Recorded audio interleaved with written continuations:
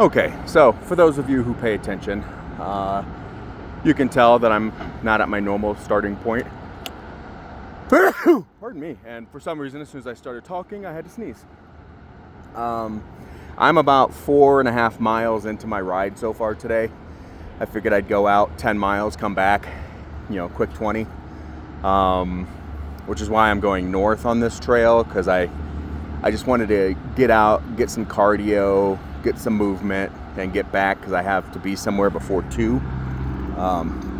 An office that's only open, a government office that's only open for citizen issues from 2 days a week, from 9 to 2. Well, at 9 I was just back from the gym, took a had a quick bite to eat. Wasn't much.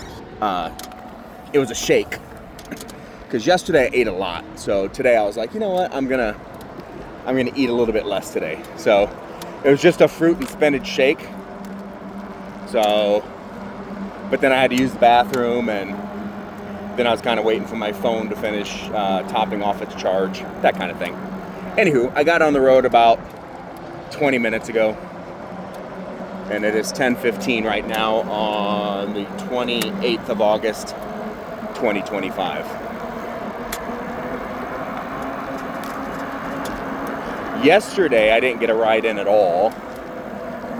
When I got back from the gym, it looked like it was going to rain, and there was a large chance of rain starting at noon, and I didn't want to be stuck in it.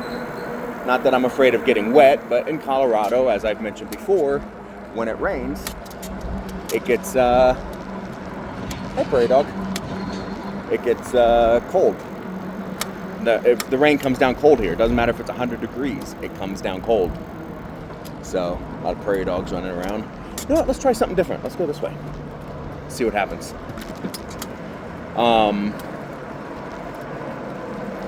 So yeah, and then I went to that building, because I was told on last Sunday, so today's Thursday, I was told on Sunday by somebody who used to be a part of that organization. Now, she was not an employee. She was very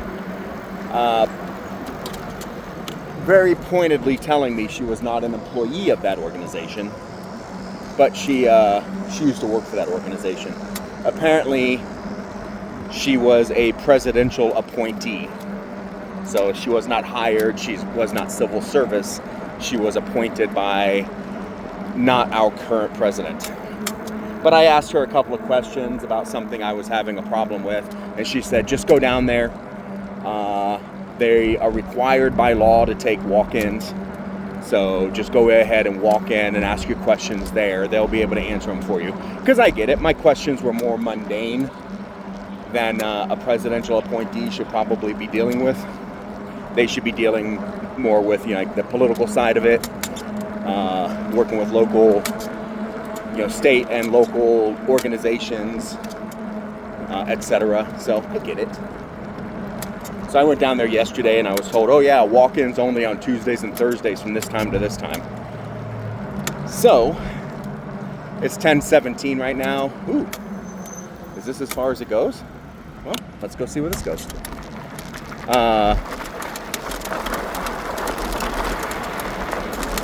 As you could probably tell, it did rain here yesterday. Last night, actually rained for a few minutes.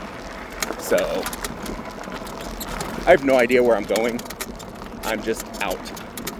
And that's mud. And this is gravel. Okay. So we'll go this way for a while and see what happens. So I want to go today, since today's Thursday, I kind of want to go back and see if I can go in and ask my questions, if I can remember what those questions are. Because basically, the VA, the Veterans Administration, told me one thing, and then I heard something else, and I wanted clarification on exactly what was happening, or what I should expect going forward, what my restrictions are, etc. Because the lady I spoke with on Sunday, I told her what my problems were, and she said, yeah, that's actually this department, function. The VA can't answer any of those questions. I was like, well, they seem to think they can, because they gave me a long list of do's and don'ts. And she's like, yeah, I don't know why they did that, because, you know, the name of the program literally has our, you know, my former department in it. So, all right. So she's like, yeah, go down there, ask them your questions. They will be able to answer them. I was like, okay, cool. And that's where we're at. And I really wish I was recording when I started off this ride, because I was barely half a mile away from where I'm currently hanging my hat. And I was going through a neighborhood street. Now, the street that I was on is straight through. There's no stop signs, stop lights, or anything like that. It's a straight through. But all the side streets have stop signs to turn on to this main street. When I was going down the street, I'm over off to the side, you know, as well I should be. And this car comes out of one of the side streets, and I see it. I mean, it's pretty far ahead of me.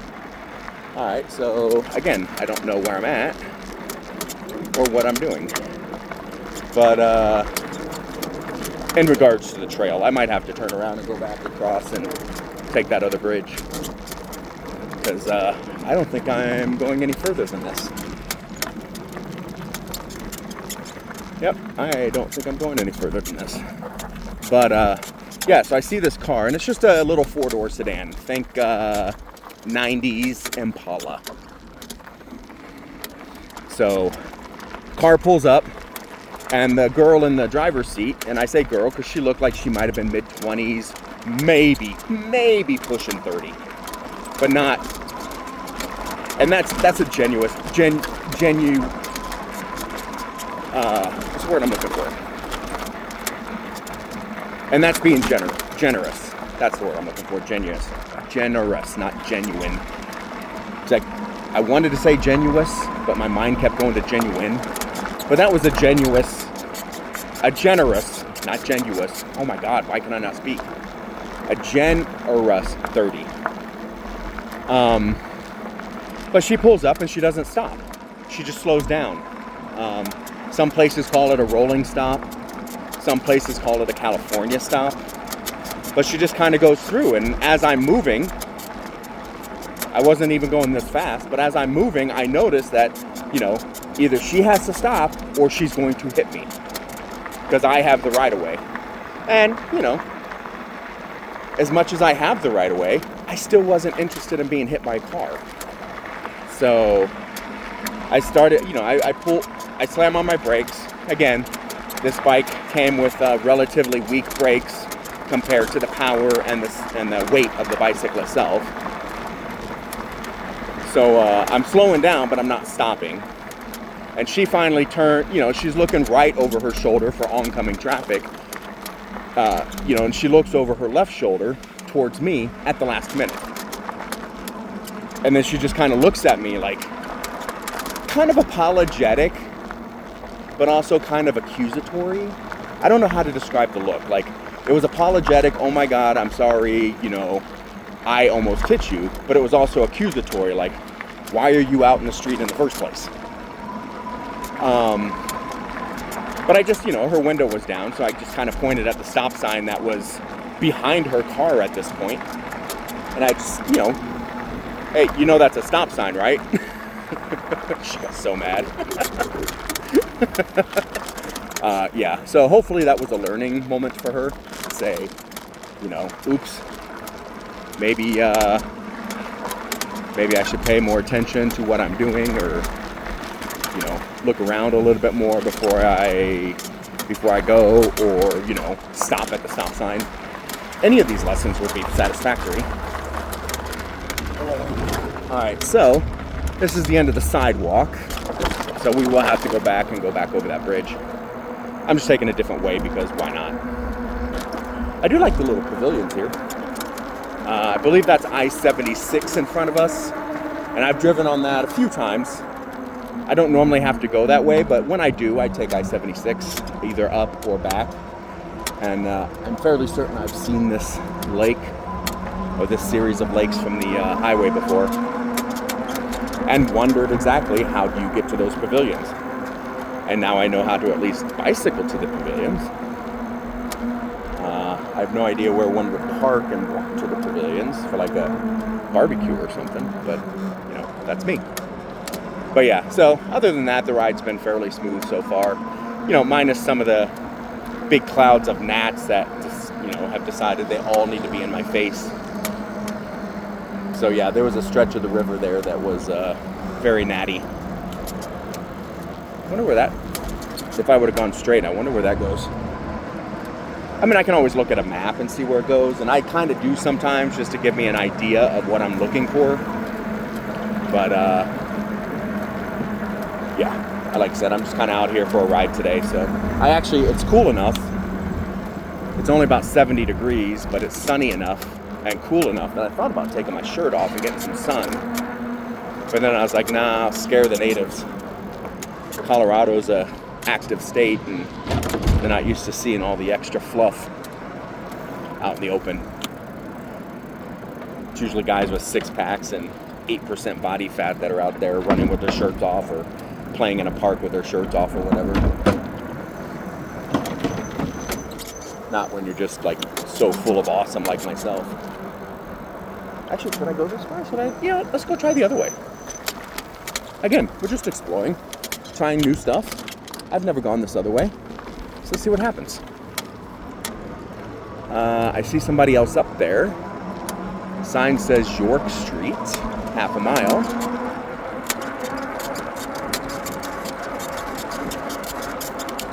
And I don't know if you can hear the squeaking. But yeah. They're at least going the same way I am, so I'm not going to be running across those bikes. Unless for some reason I decide to go faster and pass them. But yeah, that's what my day is. I got to go see if I can go down and talk to those people, get my questions answered. And then yeah, just kind of chill. I need to find a way to start being productive again. I'm so far behind on a lot of things, but where I'm living right now, I've mentioned before in some of the other videos, I don't have Wi-Fi or internet at all, other than my phone. Now I can hotspot my phone, and that's great for like checking emails or something real quick, but not so much for like uploading videos or editing photos and uploading them or whatever. But yeah, and I don't want to spend money to have Wi-Fi installed if I'm moving out in a month or two. Actually, tomorrow will be my month at this location. So, that guy was definitely wearing a I'm not getting lost shirt. Or, what else could we call it? If I do go missing, somebody's going to find my ass shirt. Danger, do not enter when water is present. Well, it is a creek, so...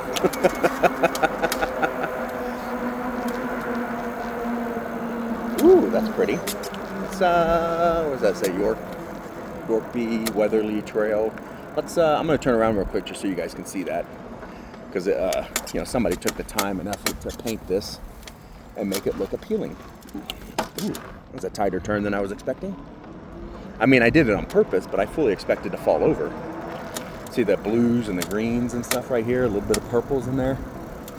Anna Charney Art. That is the artist's name right there on the wall. That's cool. Look at that. Isn't that cool? My friend's daughter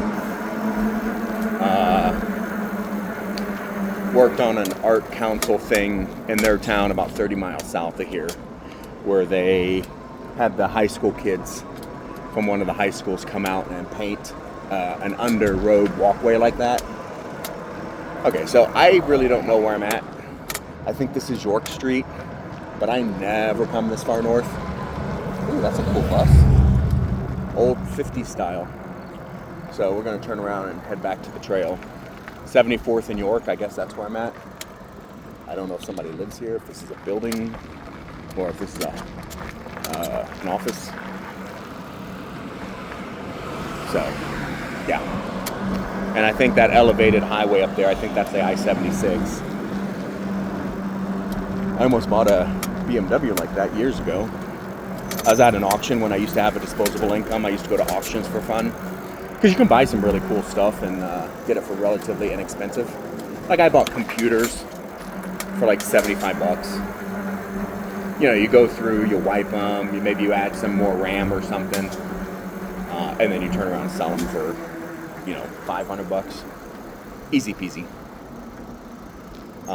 Bought a nice desk for $1.75. I still miss that desk. Yeah, $1.75 for a nice solid workbench. I used it as a desk. Yeah, and I still like it. I gave it to a friend because she needed a nice solid desk and workbench for some of her projects. So, Napa, okay. I still don't know where I'm at. I don't know the name of this road right here. All I know is I'm technically heading southwest. Whew. Yeah, if I was paralleling 270, I'd be heading northwest, but I'm not. I think. Yeah, I think so. Don't quote me on that. North Denver, as I've said since I started doing this, is not an area I'm super familiar with. So like I know how to get around because I know the major arteries, but I'm not so familiar with it that I know like where all the streets are off the top of my head. Not like South Denver or the Tech Center or even South Aurora.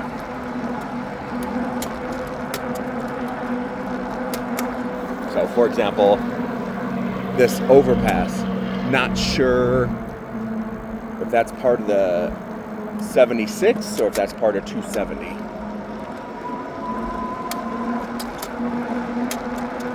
So, anywho, yeah, couple more miles and we'll turn around, get my 10 miles in or my 20 miles in.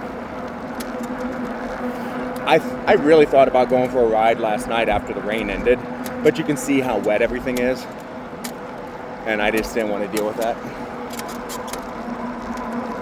So I didn't want to deal with mud or splashing water or anything like that late in the day. Huh. So I'm just looking around, seeing some of the stuff I'm not sure the camera's picking up. Like there was a slab of the cement over there, or the concrete. It looked big enough for like a pavilion or a picnic area. But I couldn't for the life of me figure out why somebody would put a pavilion underneath the overpass. But it didn't look too degraded or anything, like it was a legacy thing from, before the overpass or something. Because sometimes that happens. They come in, they want to put a new highway in, or they want to widen the highway, and in order to do that, they got to tear down some stuff. But they don't tear down everything, or they only tear it down to the foundation. So yeah. Okay, I know where I'm at. So across the river here, and then across the highway, is the North Denver Firefighters Training Facility. Maybe you can see it a little bit. It's beige with red highlights. That's where that tower there is where they'll set fires and stuff, and the firefighters go in there and practice putting it out. So,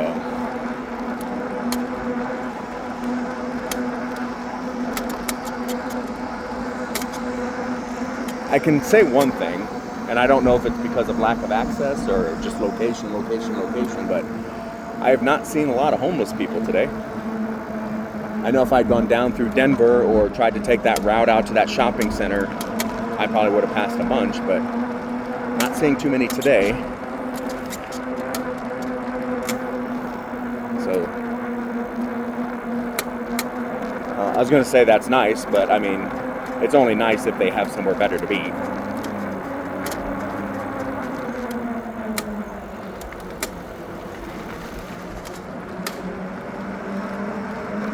Yeah, the building that I'm staying in has they don't call it this, but it's the equivalent of a community room.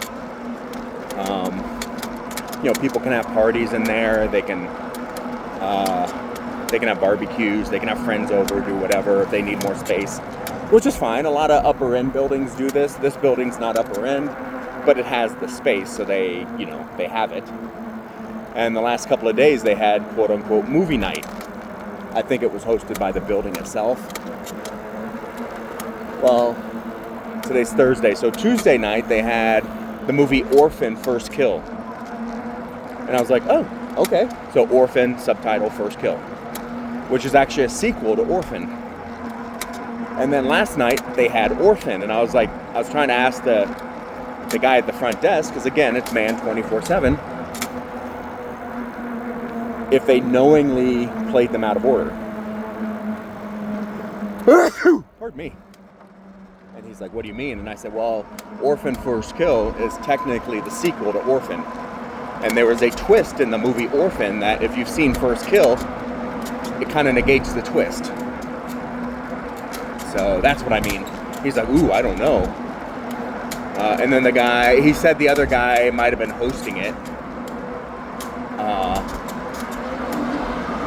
And I was like, okay, but I couldn't find that guy to ask him a question. I didn't know, he walked by like 3 or 4 times, but he always seemed like he was walking with a purpose, like, I gotta do this, I gotta do this, I gotta do this. And when I finally, saw him like sitting down and relaxing, he was in there watching the movie.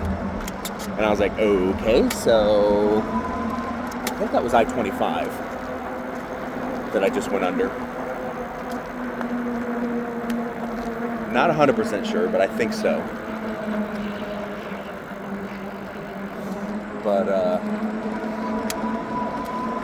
yeah, so I didn't want to go in there while people were watching the movie and start asking them questions about, did he play them out of order? But I felt really bad because, in the first movie, the twist is really, I mean, there's not a lot of times twists get me. Like, where it's like, oh, shit. Like, that really happened. Okay. This was one of those times where I was like, oh, okay, that I did not see coming. So, yeah. So I hate to see people miss out on that twist opportunity because the movies were played out of order, because if you know, you know. And while the sequel does not have much of a twist, I mean, it has a twist, don't get me wrong, but it's not the same. It's like, oh, okay. I mean, both of them are great twists, don't get me wrong, but the first movie kind of loses a little something if you don't, if you already know the twist.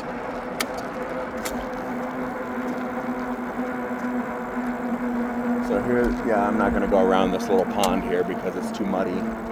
But there's a little pond to my right, and there's a little trail that goes around it. I'm assuming a walking trail, but there's nobody else out. And we'll go right up here and turn around because I'm at 9.7 miles.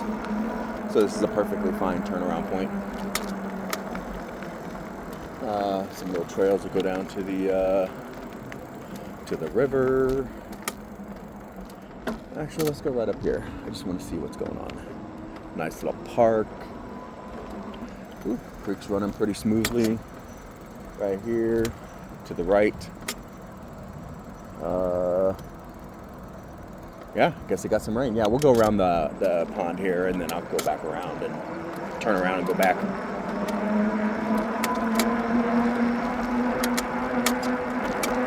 Yeah, it's kind of cool. The little creek there is moving pretty good, I guess, from all the water we had yesterday. Because while it didn't rain heavy, it rained steadily for about an hour and a half. Or at least every time I looked out the window, it was still raining. I know all the smokers that go out to the smoking section were were not in the smoking section last night, so, or late evening. So we're talking like, 5 to 7 is probably when the rain happened. Oh, there used to be a bridge there.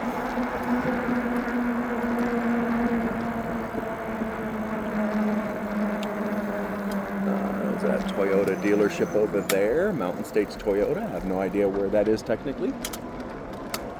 But they do have commercials all the time, and they do advertise themselves a lot. So to each their own. Oops. Guy with a puppy. Yep. On your right. Hey, puppy. So, yeah, then yesterday I was having lunch and I was sitting at a table. This guy that I've seen before comes over and sits at the table with me, and we're just chatting. He's also a veteran, Coast Guard, but, we'll still count it. And he's trying to enamor me with how amazing the Coast Guard is. And it was, some of the stuff he said was interesting, but then he started going off on conspiracy theories, and I'm like, okay, so is this as legitimate as he's trying to express to me? Like, what he's saying to me, is it as legitimate as he thinks it is, or is he stuck in conspiracy theory land? No, I guess we're already facing this way. I was like, there was a little bridge back there I could have crossed on instead of bothering these ladies, but excuse me, coming up on the left, maybe, or through the middle, or somewhere. Oh, let's go through the middle, sorry. It's all good.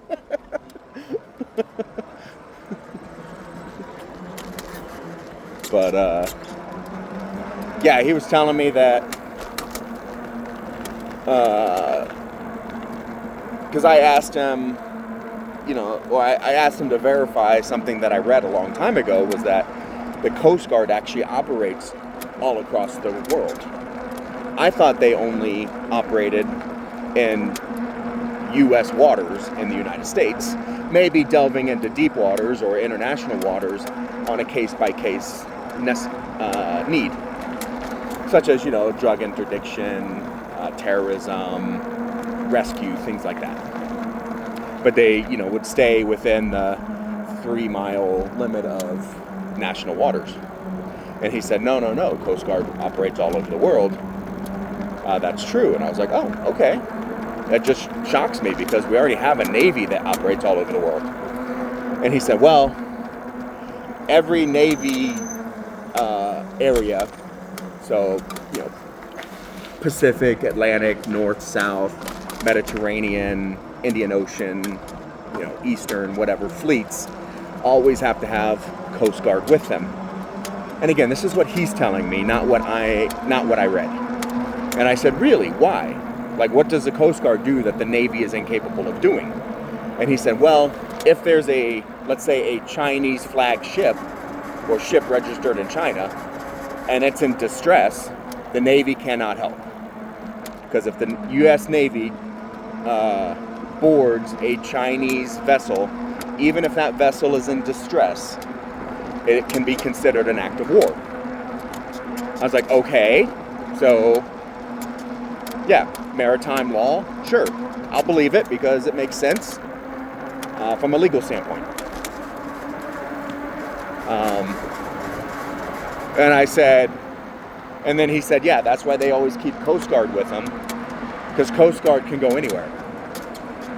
I was like, well, Coast Guard in the United States is, this is I-25, okay. Coast Guard is still considered a military branch, so I don't understand how it's different from the Navy in regards to boarding other ships. But he couldn't explain that very well. Now, granted, he admitted he only spent like 2 years in the Coast Guard. So, it was a training thing. He signed up for some kind of training, but he couldn't go to training until like 6 months after he joined, so they sent him to a unit before he could even go to his training, and then, so this guy's out here doing something. I think he's washing his clothes, actually. Oh no, he's panning. Is he panning for gold? Huh. Alright, well, Good for him. You know. But, so I started asking him, I said, well, is that in international waters? What if you're in the South China Sea? What if you're in the middle of the Pacific? And he said, well, the Coast Guard has to intervene.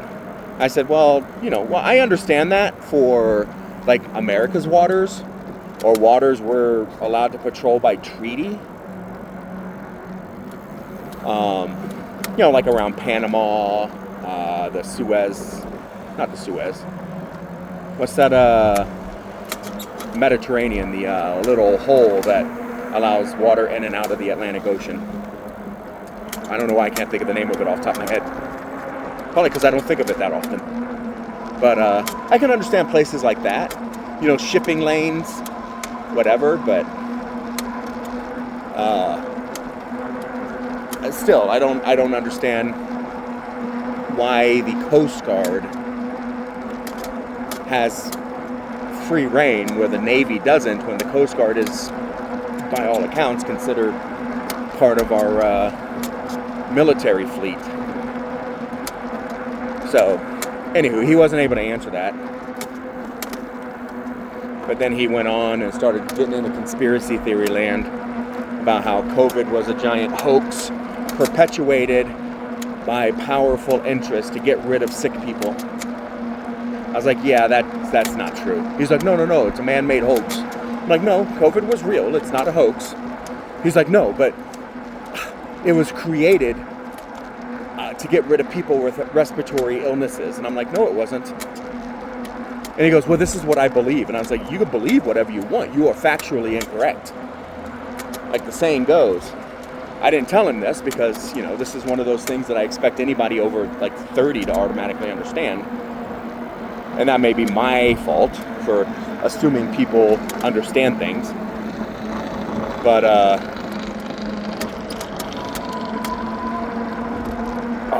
shoot, what point was I trying to make?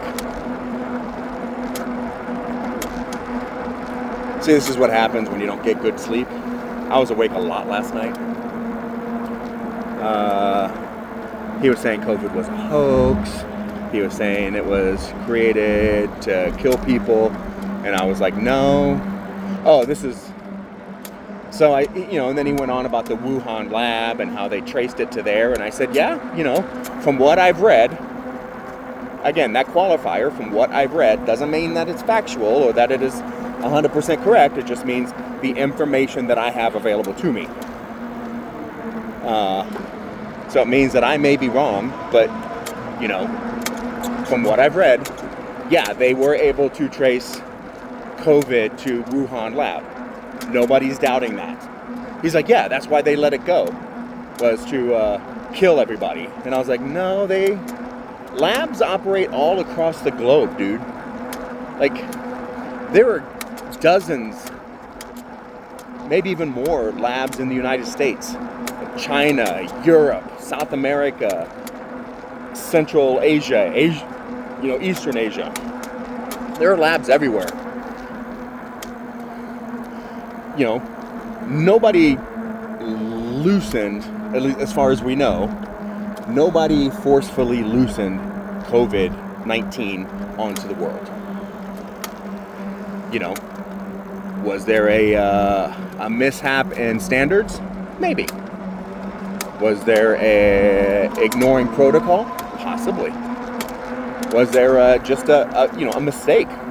Somebody came in hungover, or still drunk, or high, or whatever, and didn't close the door fast enough. A very real possibility that, my point being, is that it was probably an accident. More than likely was an accident. Now, our response to COVID was shameful. He's like, well, the most vaccinated person in the world was the president. And the president got COVID 5 times. I was like, who, Donald Trump? Yeah, he probably had early access to the vaccines. Absolutely, as the president. He's like, no, you don't understand. Biden had COVID 5 times. And I'm like, well, that I don't know. He probably has had it at least once. Probably maybe even more than once. You know, I'm going to drop a truth bomb on people here real quick. But politicians are around people all day, every day. It's one of the reasons I fight with running for office myself, because I don't want to be around people all day, every day. Not only are they around their families, but they're around their assistants, their secretaries, their handlers, lobbyists, hangers-on. You know, in the case of Biden, because he was vice president, Secret Service detail, etc. All these interactions with people, close quarters, being locked in cars together, or standing in an office together, blah, blah, blah. It would be very easy for a sickness to spread. That's why we had social distancing. He goes, no, we had social distancing because they wanted to stop us from being alive. And I'm like, yeah, that's like living. I was like, yeah, that's not true at all. The social distancing was to slow down the spread of COVID. He's like, but if you had the vaccine, and I'm like, do you know how vaccines work? Like, even a common flu vaccine, do you know how it works? He goes, yeah, they pick the few strains that they think are going to be the problem strains, and they vaccinate you against those. And I said, exactly. And COVID was a virus, or is a virus. It's still with us. And it, you know, they evolve. And they evolve fast. You know, like we live, you know, let's say 80 years on average. Viruses will evolve, you know, 1,000 times in a day, depending on, you know, the virus. You know, so it's kind, you know, so they had to do a best guess with something that nobody had experienced before. So that's why the vaccines worked for some people and didn't work for others. I mean, I'm all vaccinated. Every time they come out with a new one, I go get it. I ain't playing this game. But you know what? I had COVID. Had it about 18 months ago. And it was, you know, I wouldn't even have noticed it. And he's like, yeah, I've had it too. I've had it like 3 times. And the worst I ever got was, you know, a little bit of coughing and some phlegm in my chest. And I said, cool, good for you. I've had it exactly once, and I had no symptoms whatsoever except I lost my sense of smell. And if it had not been for me actually trying to smell something, I wouldn't even have known it then, because unless an odor is particularly pungent, we don't typically notice them. So, like, you wouldn't think twice about it, but I was actually trying to sniff something and it smelled blank. Like, there's no other way to describe it. Just blank. You know, because if you go out into the desert, you can smell the air, but you're not going to get all the smells that you would in this environment or a more jungly environment. But you're still going to smell things. You're going to smell the dust. You might smell, you know, certain rocks or animal droppings or something like that. So this is where I started recording. So you can see how far away I was. There's downtown Denver. Yeah. So, anywho, I was trying to make a point about, you know, losing my sense of smell. And he's like, it doesn't matter. COVID was a hoax. And I'm like, it was not a hoax. You know, it existed. It was not a deep conspiracy. Because honestly, germ warfare, and technically viruses are not germs, but we'll use the term interchangeably for the sake of right here, right now. Germ warfare is, you know, the reason we don't do it is because it is sketchy. You can't control the germs once they're released. So you release a germ on a population thinking you're going to destroy the combatants. You know, 2 days later, people are carrying it across national boundaries, you know, sneaking it through restrictive zones, etc., and now you have yourself a pandemic. When that didn't happen, more than likely, and again, I don't have access to all the stuff. I haven't followed it in, you know, the last few years because it's way on the back burner. But more than likely, It was an accident. It got loose. You know, how many movies have we seen where, you know, especially horror movies, where it starts off with somebody doing something in a lab?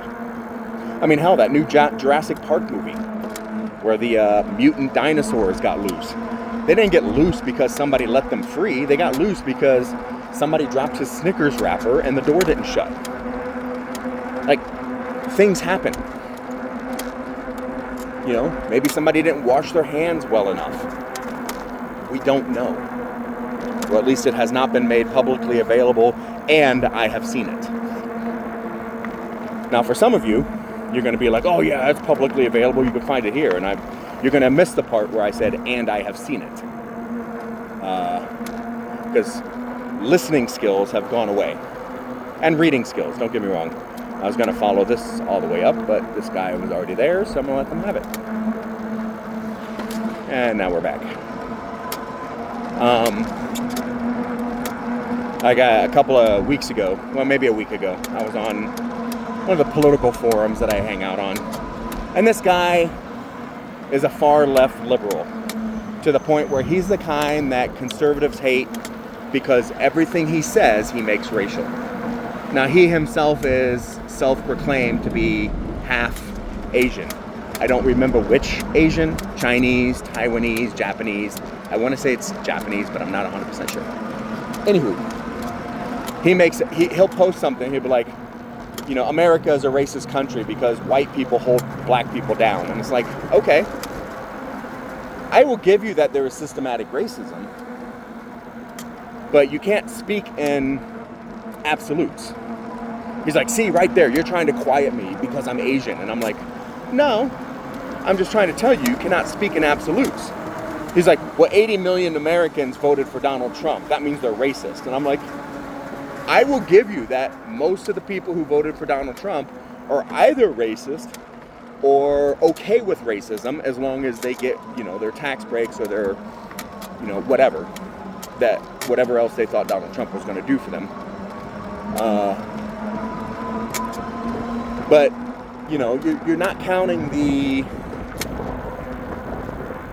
other 300 million Americans who did not vote for Donald Trump, who are not racist. And we get into these arguments on a regular basis because he makes everything racial. Everything. And then he goes off on his little, you know, the far left liberal tangents about we need to get rid of guns, the military, police, and everything else. It's like, no, we don't. We need to reform the police. We need to update military culture.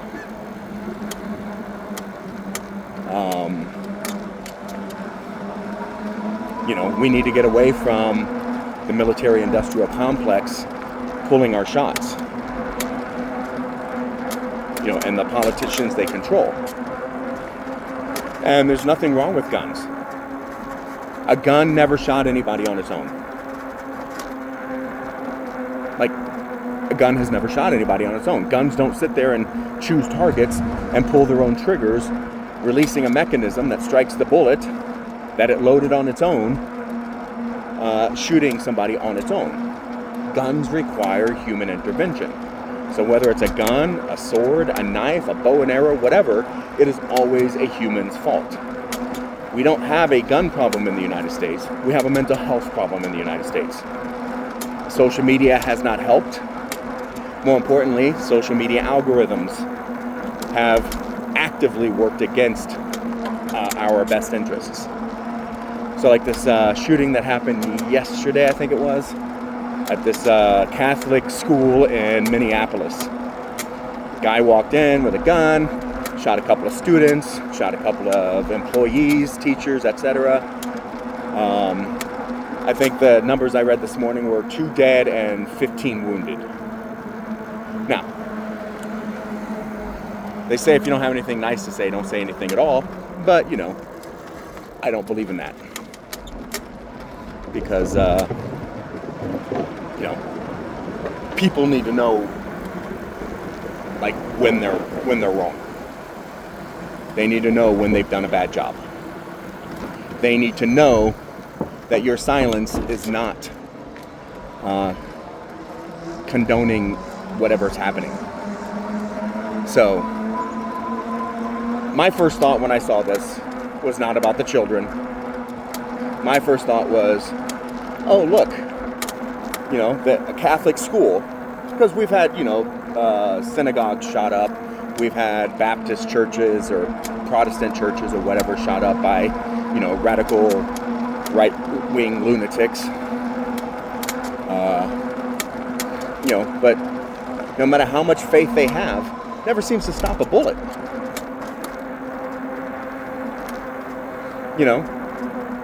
As the mayor of Minneapolis came out and started, don't give us your, we'll pray for you. Don't give us your, we need more Jesus in schools lines that you guys always pull out when something like this happens. This never should have happened. Jesus, God, or the Christian God, which would also be the Jewish and Muslim God, but you know who I'm talking about,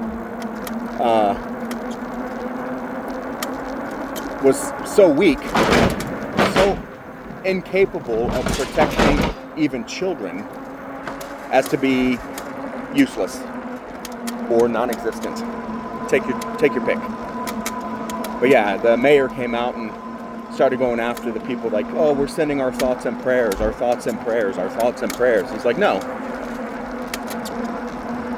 These kids were actively at a Christian school, at a Catholic school, actively in a church situation where they were actively praying, and they, somebody still broke in and shot.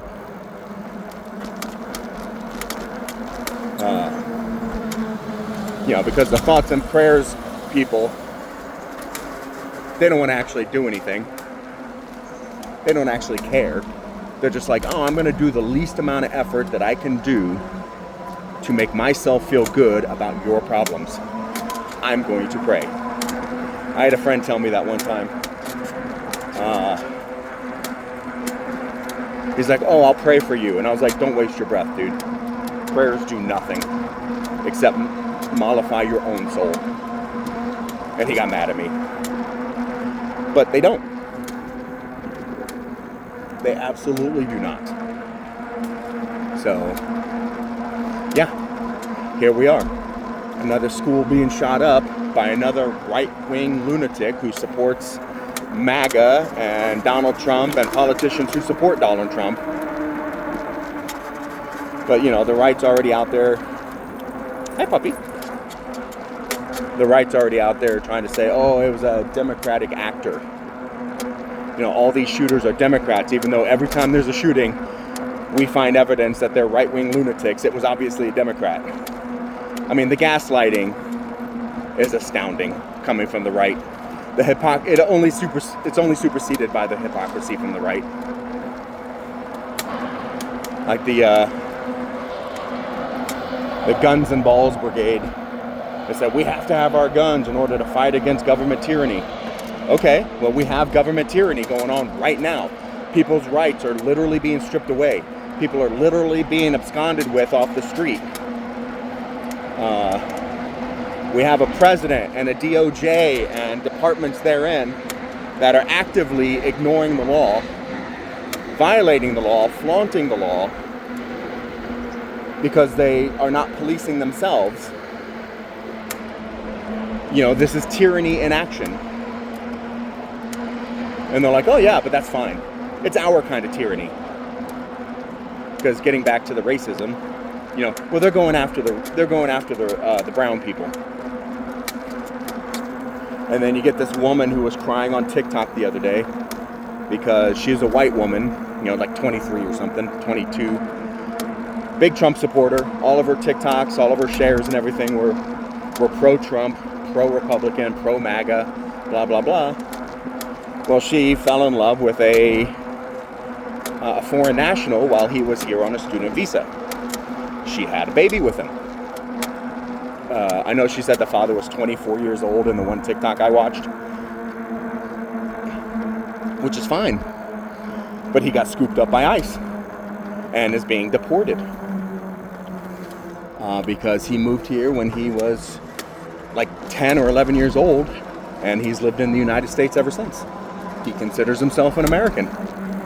And they moved here because his parents, or at least one of his parents, was targeted by, the Venezuelan government. So, him and his family had ample legal recourse to be in the United States. And she's all in tears now. She's like trying to call out any person with the name Trump who'll listen to her, who'll get a message to their dad. She's trying to call out the politicians the Republican politicians who turning a blind eye because they don't want to upset Daddy Trump.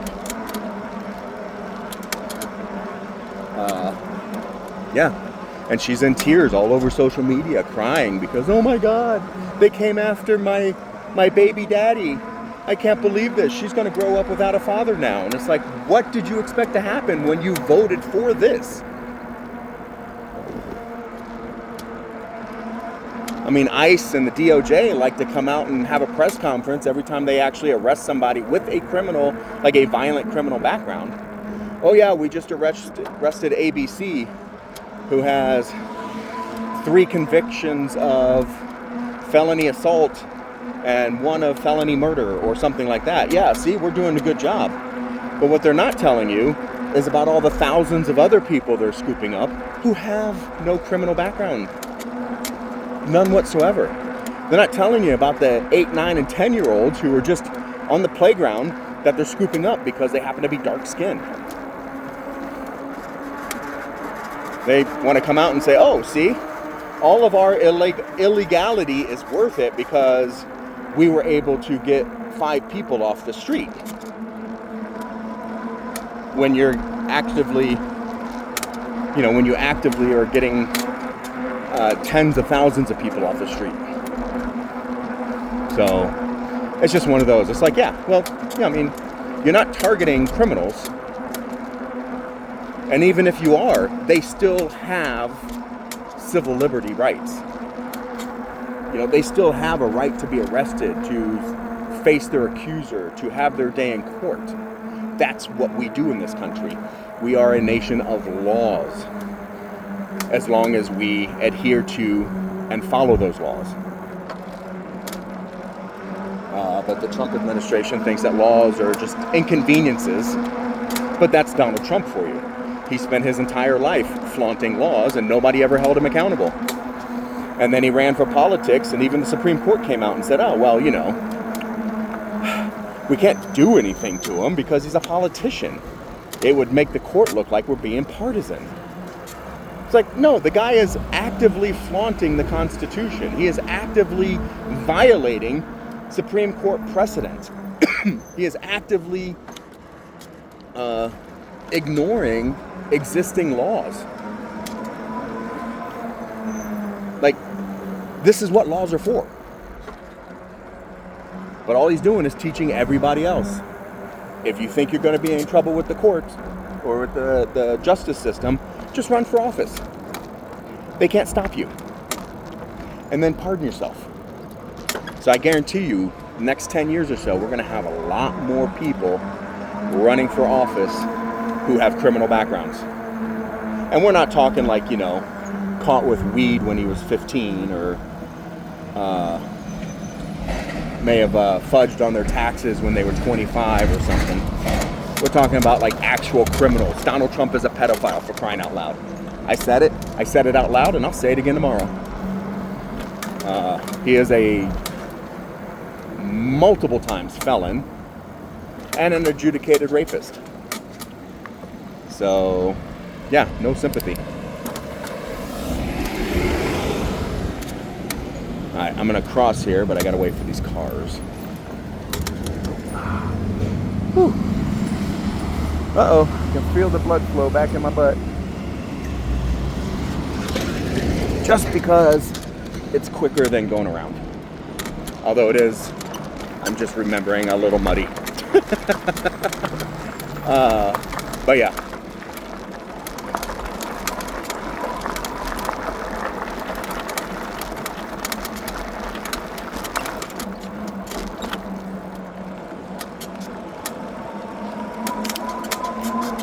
But yeah, for example, Watch, at the end of his term, unless he is impeached and removed, which he better be, but at the end of his term, he will try to pardon himself and his family for any crimes that may have happened ever.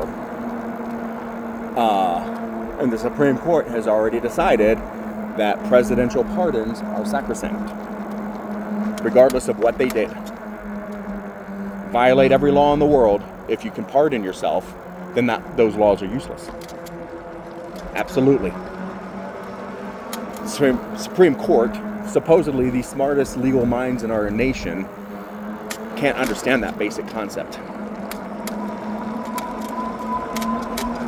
I mean, hell, we even had a court recently, not the Supreme Court, another court. I can't remember if it was a state Supreme Court or if it was like an appellate court or something, about one of Donald Trump's crimes. Literally came out and said, well, there's no reason, because he had already been convicted. They were just waiting on sentencing or, the penalties. Literally came out and said in his decision that, well, the American people already voted and they decided that they don't care if he's a criminal or not, so we're not going to impose any fines or verdicts on him. It's like, so the Supreme Court jumping through hoops and doing, acrobatics to try and distance themselves from any sort of, political bias or the appearance of political bias. Those are two different things.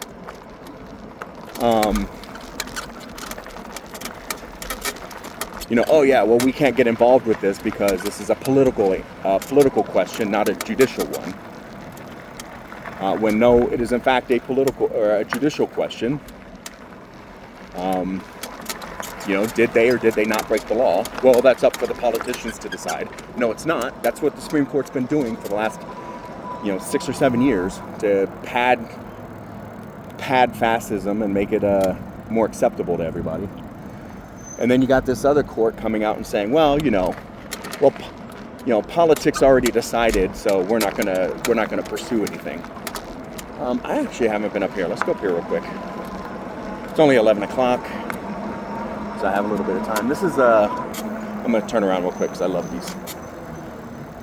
I've seen these a couple times now, and I'm just enamored.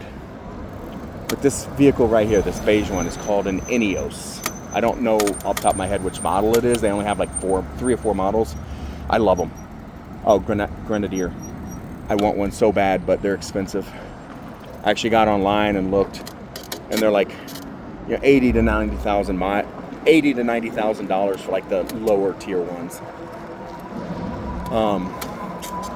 But where every other car manufacturer is putting in computers and software and doing all these, you have to, in order to change your radio, you have to go through 15 menu options and the display, blah, blah, blah, that kind of thing. This company turned around and said, yeah, we're not doing that. You control almost everything in the vehicle through a knob or a switch. Absolutely love it. And then it just has a lot of, that is an interesting house. Oops, that's an interesting house. Then you have a lot of stuff where you could tell they did their research. They talked to people. They said, what do you need in a 4x4? What do you need in an off-road vehicle? What do you need in an overlanding vehicle? And they said, okay, put that in here. And they built an amazing vehicle. Now, it's first generation. We don't know what the longevity is going to be. It's first generation. But we can still, figure it out. It's still amazing. I love the fact that they're bucking the trend and they're doing something different. Because I've been in my brother's, he's got it's 2025 now, so I think it's a 2023 Mercedes electric something or another. And it's like, okay, cool, whatever. I've been in it. Hell, I've even driven it. But it's just so annoying to have to, do everything through the screen. I'm like, I just want to turn on the blinkers. I just want to turn on the wipers. Well, why do you need to turn on the wipers? Just set it to automatically turn on when it, a woman's dress was sticking out of her car door. Career Center. Just set it up for the water sensor so that, they automatically turn on.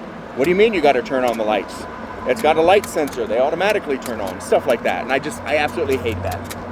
I want to control it.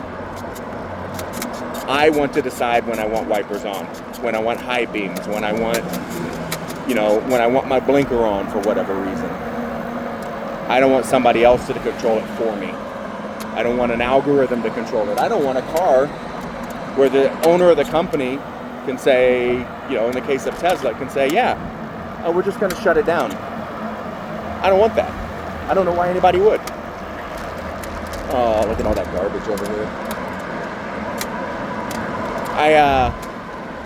When I was going up the trail before I started recording, there was that spot that last week I saw a bunch of people living in their cars all parked there. And when I rode by today, it was still, the cars and stuff were still there. Oh no, the cars weren't there, but it looked like a company had their employees parking there, which is fine. Oh yeah, I was trying to see how far away this place was. I haven't been here since I met my ex-girlfriend. I met her somewhere else, and she came out here for her birthday, and I came out here to see her on her birthday. Not going through there. So yeah, we'll use this as a turnaround point. So, yeah, I haven't been here since. Not for any reason other than it's a country bar, and it has historically been far away for me. Like, I wasn't going to come out here, go drinking, and then drive, the 30 miles south to where I lived. Just wasn't even going to pretend to. Now, you could say you don't have to drink, and I'm like, well, you can't enjoy country music unless you're a little drunk. So, telling me I can't drink or don't need to drink is kind of a moot point. So we'll go this way. That's a cool van. Huh.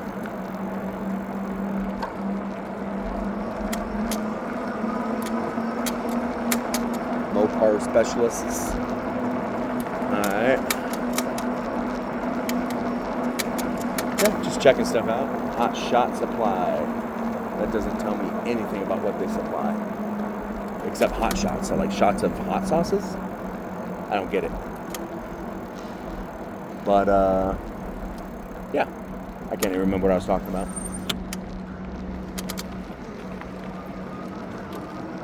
So I'm at 19 miles right now. So it should be a little over 21 miles by the time I get back, which is cool. Rocky Mountain Apparel. Oh, that's interesting. I wonder if that's just a warehouse or if that's a manufacturing. This looks like a school or something over here off the left.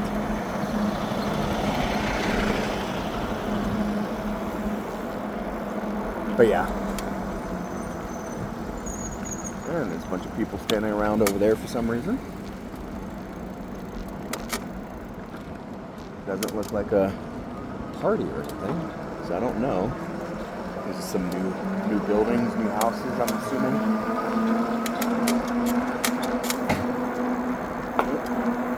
I hate that noise. Yep, that is a school. Okay. The noise when you like run over something like a rock or a nut or something on the road, and it sounds like a slight pop in the tire, and you're like, oh shoot, did I pop my tire by running over something? Yeah, I hate that noise. Oh, he's got a stop sign. Okay. Oh, I was wondering if he had a stop sign. He does. Especially after that woman almost killed me this morning, or at least almost maimed me. I'm too pretty to be maimed. I don't need that in my life. Okay. Abolition Garden, Denver Urban Gardens, El Churcho. Ooh. Holding my butt. So, I think that's mainly neighborhood. I don't need to go through there today. I might one of these days if I'm bored. But I want to get back, take a shower, have a bite to eat since I've only had a shake so far this morning. Actually, I think this is the turn that I wanted to make. I think this would take me back down to where I started, where that Ineos was. No. Maybe. Yes. But I wanted to come up here too and kind of see what's over here.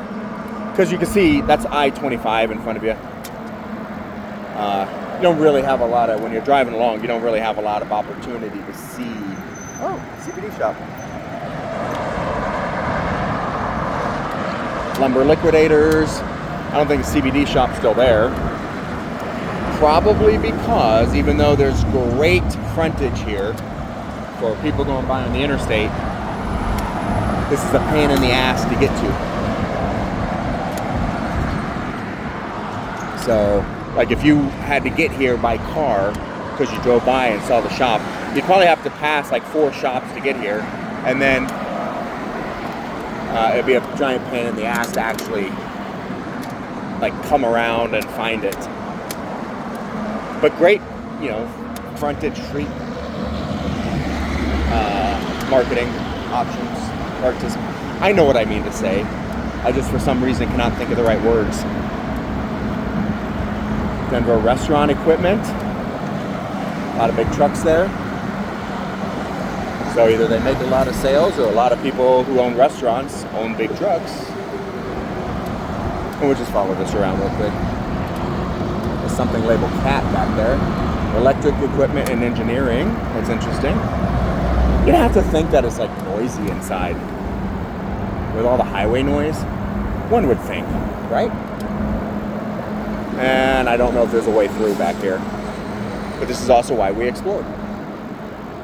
Oh, there is no way through back here. There's a fence all the way around this. So, yeah. All right, well, we'll go up and around then. This is why we explore. This is why it's more fun to explore on a bicycle. I did go to a motorcycle shop I haven't been to in probably 6 years, 7 years. 2015 maybe. My motorcycle's been in storage since 2018. So it's been in storage for a few years. It also has, one of the reasons is because it has an electrical issue. And because of where the storage unit is, it's typically either too hot or too cold to be out there. Like it just gets pummeled with the sun in the summertime. Kind of hot. And we're talking, 99 plus degrees. So CAT, Design Studio. That's weird. Granite, okay, that fits the area. Enersys, I don't know what that is. Energy Systems, probably. Not 100% sure. But, yeah. Alright, so I'm going to turn it off here once we're under the bridge because there's no reason for you to follow me the last mile or so back to the place. It offers me a modicum of privacy too. So, thank you for coming along. I don't remember what I was trying to get to, what point I was trying to get to. I got distracted by shiny stuff. But I'm sure it was smart and intelligent and it would have changed your worldview. And I like that for you. But thanks for coming along and we will chat again later. Oops.